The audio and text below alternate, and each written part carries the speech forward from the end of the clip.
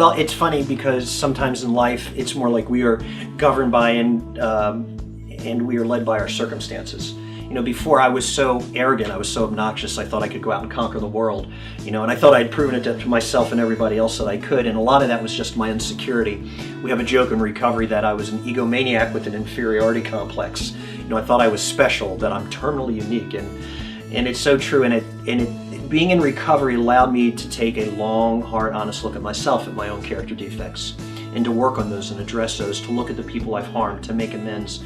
And so I started working an active recovery program. And as I did, and as I became more and more committed to that recovery program, doors started to open for me to serve, to take my message of hope and healing that I had experienced and carry it to the other addicts and alcoholics, the sick and the suffering.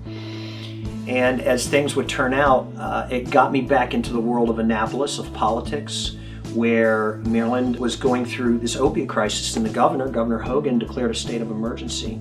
The governor's office asked me to testify on his opioid package, and that was a real critical time for me, because it was, do I keep this story to myself? Do I, out of fear, not share what I went through, or do I open up? Do I go public? And it was scary. It was very daunting. But I decided that this gift of recovery was too precious to hold on to, that I could only keep it if I gave it away. And so I went public, and after doing that, people started encouraging me to run again, and I thought, that's impossible. I feel like Moses coming back to Egypt, in this Annapolis thing. I don't want to do it, but the more I thought about it, the more I realized this issue is not about me and my comfort level. This is about a serious epidemic in Maryland. This is life and death. It's not political, it's personal. And if my story of recovery could help advance the agenda to see people saved, to see people set free, for the sick and the suffering to get hope, then it's all worth it. And so I decided to jump in with both feet, and I haven't regretted it.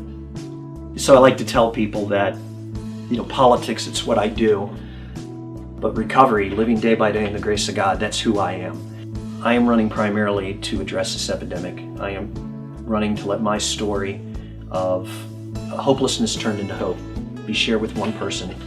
I'm here to tell people that God never wastes a hurt, and that there is a positive side to this opiate epidemic we have. There are people ready to help them. There are people like me who would do whatever it takes to step way out of our way, just to reach a hand out. And we're here for you.